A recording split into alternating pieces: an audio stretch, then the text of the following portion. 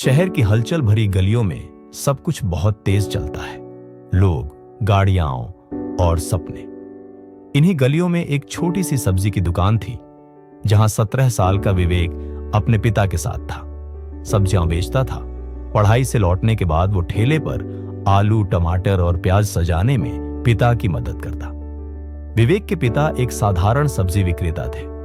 उन्होंने कभी स्कूल नहीं देखा, लेकिन वो जानते थे कि पढ़ाई ही उनके बेटे को इस गरीबी से निकाल सकती है।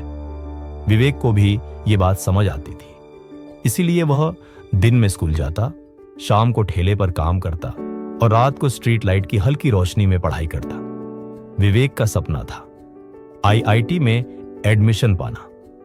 उसने शहर के सबसे अच्छे सरकारी स्कूल से 12वीं पास की और जेईई की तैयारी शुरू की। लेकिन अब मुश्किलें शुरू हुई। कोचिंग फीस, किताबें, इंटरनेट, इन सब का खर्च उसके पिता की महीने की आमदनी से भी ज्यादा था। जब विवेक ने अपने पिता से जेईई की कोचिंग करने की बात की तो वो चुप रह गए। उन्होंने सिर्फ इतना कहा, बेटा, हमारे बस का नहीं है ये, कुछ छोटा मोटा काम ढूंढ ले। विवेक टूट गया। क्या गरीबी एक सपने को मारने के लिए काफी होती है? इसी दौर में विवेक की मुलाकात एक बुजुर्ग ग्राहक से हुई, जो अक्सर सब्जी लेने आते थे।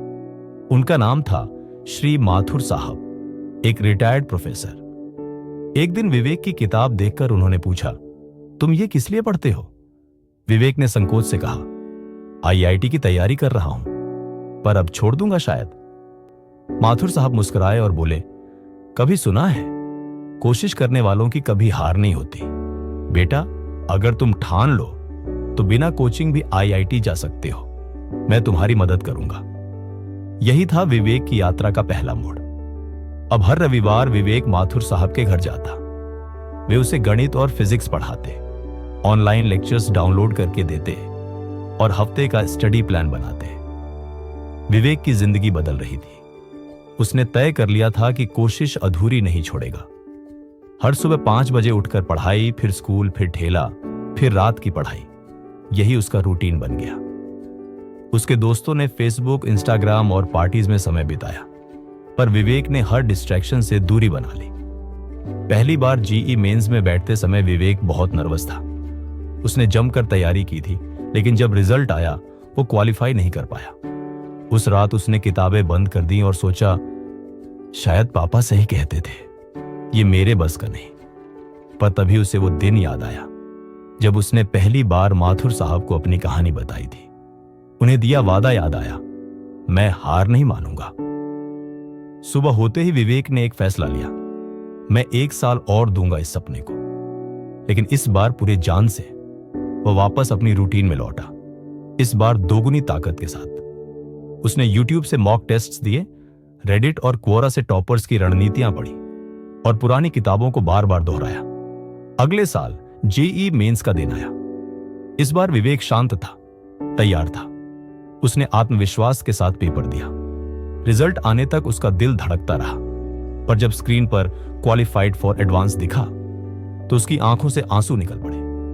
कुछ हफ्तों बाद जेईई एडवांस का परिणाम आया।